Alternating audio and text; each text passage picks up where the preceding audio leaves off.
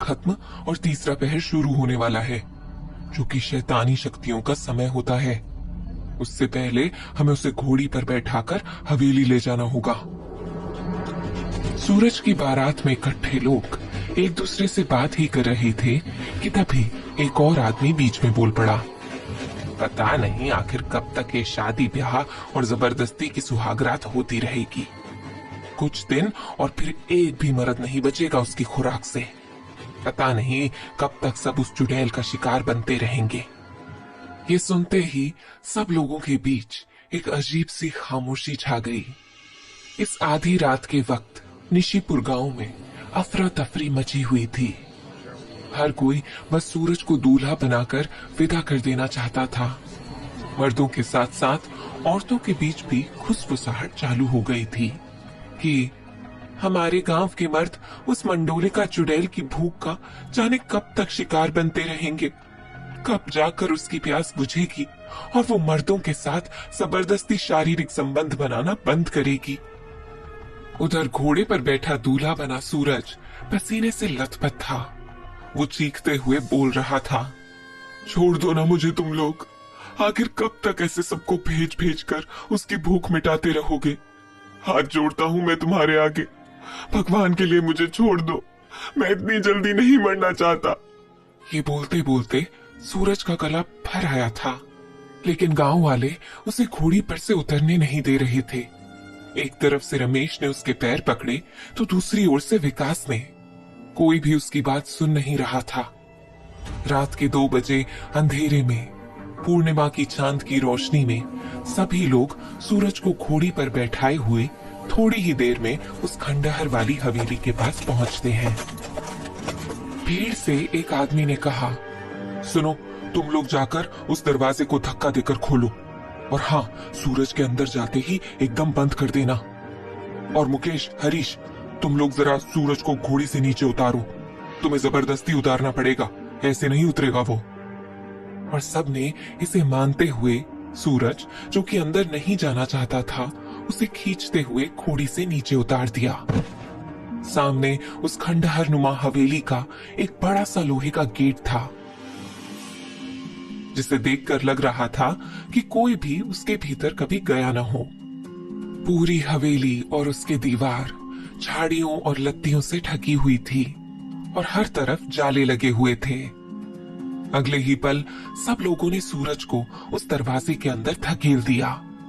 सूरज हड़बड़ाते हुए कुछ कहता, कुछ करता, उससे पहले दरवाजा एक तेज आवाज के साथ बंद हो चुका था। गांव वाले उस दरवाजे को खींचकर बंद करके वहां से भाग चुके थे। सूरज कुछ भी सोचने समझने की हालत में नहीं था। वो अंदर ही अंदर कांपे जा रहा था। उसका गला सूख रहा था।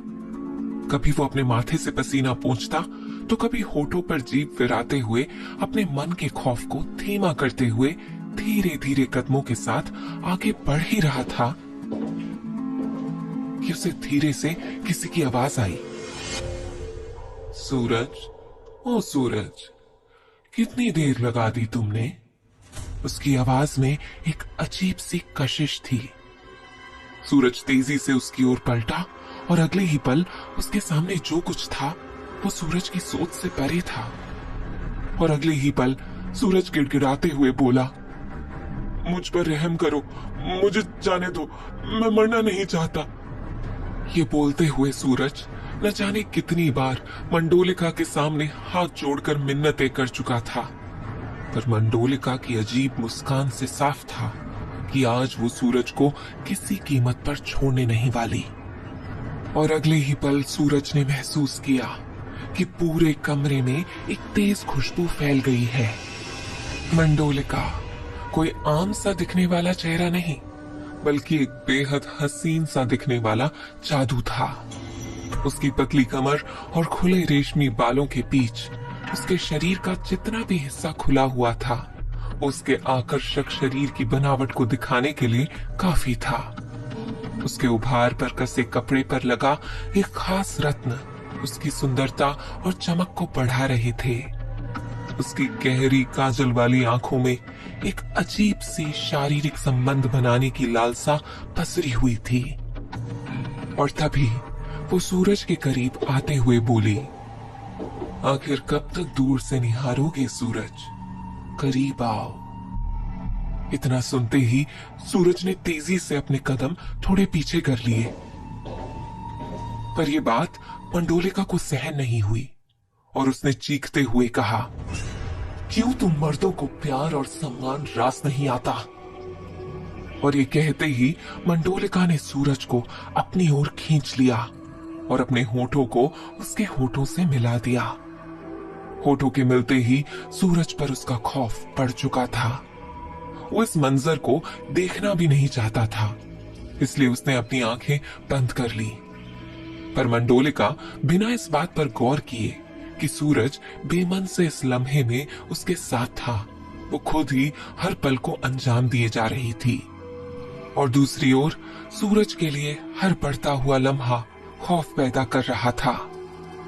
मंडोलिका के सीने से लिपटते ही सूरज का पूरा बदन सिहर गया।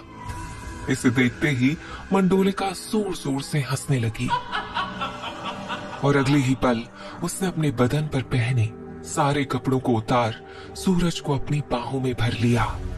सूरज कुछ भी समझने की हालत में नहीं था, लेकिन जिस तरीके से मंडोलिका उसके बदन के साथ खेल रही थी, सूरज का मन न चाहते हुए भी खुद पर काबू नहीं कर पा रहा था।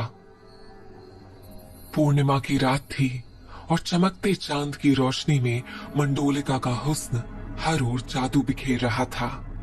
उसका अंग अंग दमक रहा था और उसके इसी हुस्न के आगे सूरज अब हार रहा था और धीरे धीरे खुद को मंडोलिका के आगे सौंपने को मजबूर हो चुका था। वो न चाहते हुए भी मंडोलिका में डूब रहा था। मंडोलिका सूरज के पूरे बदन को चूमे जा रही थी और सूरज भी उसके होठों के जादू में खोने लगा था।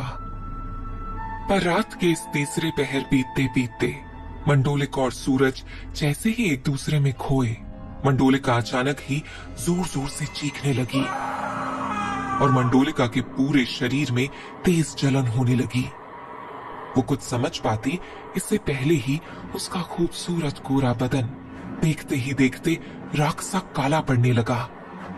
अपने शरीर में बढ़ती जलन को महसूस करते ही मंडोलिका ने अगले ही पल सूरज को अपने ऊपर से धकेल दिया और चिल्लाते हुए पूछने लगी, कौन हो तुम? तुम कोई आम मर्द नहीं हो सकते। आखिर कौन हो तुम? सूरज, जिसे अभी अभी मंडोलिका ने अपने शरीर के ऊपर से धकेला था, वो अगले ही पल एक कुटिल मुस्कान के साथ बोल पड़ा, सच कहा तुमने, आम नहीं खास मर्द हूं मैं। और तुम्हें क्या लगा मैं वाकई में डर रहा था? नहीं, बल्कि मैं तो गांव वालों के सामने भी डरने का नाटक कर रहा था। तुम्हें तो शारीरिक संबंध बनाना है ना, तो आओ आओ मेरे पास। ये कहते ही सूरज ने मंडोलिका को अपनी बाहों में जकड़ लिया और दूसरी ओर मंडोलिका देखते ही देखते एक डरावनी चुड़ैल में बदलने लगती है। सोने सा दमकता हुआ उसका रूप और सुंदर चेहरा राख की तरह बदरंग होने लगा था और इस बीच मंडोलिका बार बार चिल्लाई जा रही थी, मुझे छोड़ दो मुझे। और धीरे धीरे उसकी चीखें अब शांत होने लगी थी। गांव में जहां एक ओर मंडोलिका पर कहर की रात बीत रही थी, वहीं दूसरी ओर कुछ और लोग भी थे जो कुछ अलग करने के इरादे से गांव में घुसे थे। भाई सुन, ये काम आज रात ही करके निकलते हैं, ज्यादा दिन लगाना ठीक नहीं रहेगा। गांव में घुसते ही देखा ना कैसी बारात निकल रही थी। सचिन ने अपनी भौहों को थोड़ा सिकोड़ते हुए कहा, हाँ कह तो तू ठीक रहा है, पर जरा गांव की एंट्री एग्जिट तो देख ले, सीधे सीधे मंदिर में ही थोड़ी ना घुस जाएंगे। और रही बारात की बात, तो क्या करना है उस अजीब सी बारात से? रोहित ने सचिन को जवाब देते हुए कहा। रोहित और सचिन दोनों बात करते हुए गांव के बीचों बीच से गुजर ही रहे थे कि किसी ने उन्हें आवाज दी, अरे भाई सुनो, कौन हो तुम लोग? पहले तो नहीं देखा तुम लोगों को इस गांव में। सफेद धोती कुर्ता पहने और सिर पर बड़ा सा तिलक लगाए उस आदमी के कई सारे सवाल सुनकर दोनों एकाएक रुक गए और सचिन पलटकर बोला, वो मूर्ति सफाई करने आए हैं।